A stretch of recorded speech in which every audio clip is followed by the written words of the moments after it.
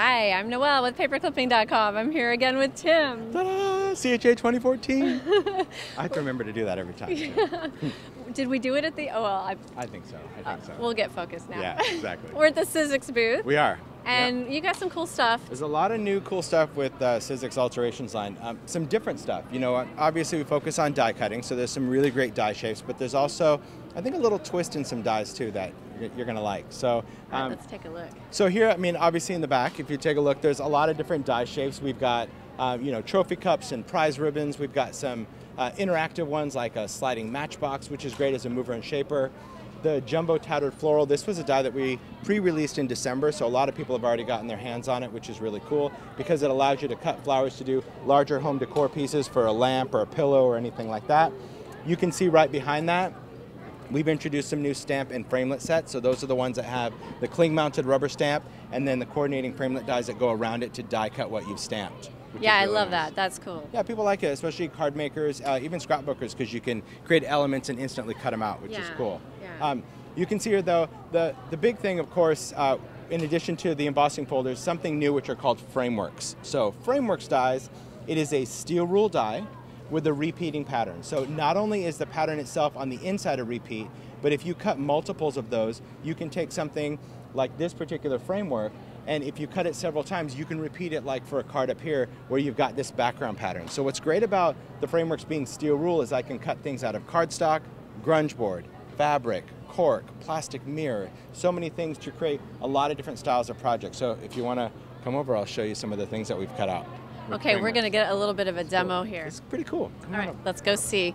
We've got a table over here with some cutout. Yeah, so when you see it, so here's the whole concept of framework. So first of all, if you take this particular one, I'll pop these out.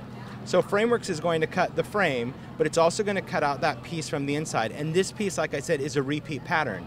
Meaning if I cut this out of grunge board, and then maybe I did some collage pages, I've done wood veneer, and I kept cutting that out, I'd have a bunch of these little tiles that when I was ready to put it on a project, I can glue down my framework, take these elements, and I can pop these pieces anywhere I want because it's the same exact pattern.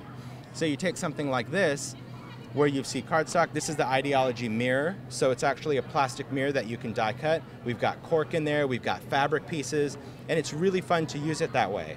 Another cool way though to use frameworks is to use it as a template, meaning I could take this, place this down on my page, whether it was a scrapbook page or a card, but not glue it.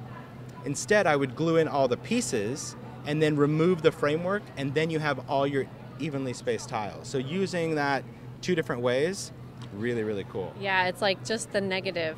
Yeah, it's like a perfectly mosaic project. So that's the fun thing about frameworks is the ability to create a repeat pattern, but the fact that it's steel rule opens it up to any type of surface we want to cut. Oh, that is so cool. Yeah, I love it. I love it. Now, are you also going to show us the embossing? Shadow press. Yes. Shadow press. Are you ready? Yes. You ready, Izzy? Okay. Here we go. All right, so on this wall over here we go. Yeah, so now we go from like vintage goodness to like, whoo, it's all. So here's the cool thing about shadow press. This is a whole new concept in embossing because it's not really embossing folders, they're debossing folders. And what that is that when you look at it, it's basically debossing a drop shadow. So the word itself, although it appears that the word is raised, it is not. There's nothing raised on that card.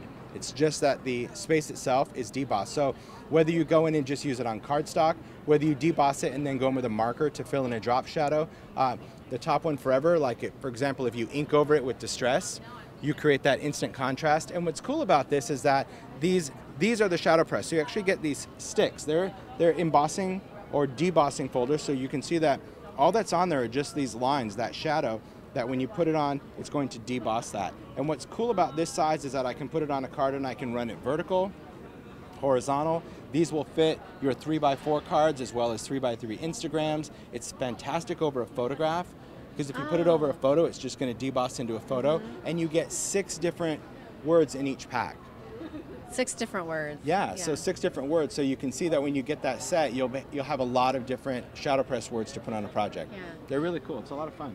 So I just want to point out that, for example, in this one, somebody used, you said that was a distress marker? That's a distress marker because the fine tip of a distress marker is plastic and it's a really thin nib. So once you deboss it, the marker will stay right in the track.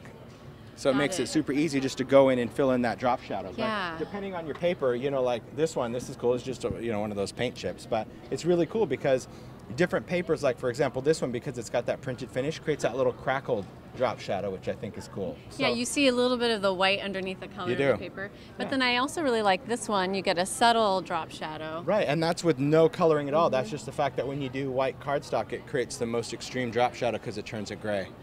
Oh, see what I mean? right. Yeah, I never thought about that It's before. the I whole never shadow. put it together. Yeah, that's the whole shadow press, because your eye is seeing it and you're reading the word, but the word is not raised. We've only done the drop shadow. So if people are looking for this, it's called Alterations Shadow Press, It's right? called Shadow Press, yeah, from Sizzix. It's cool. All right. So thanks so much, Tim. You're welcome. Thanks. This was Tim Holtz, and I am Noelle Hyman from paperclipping.com.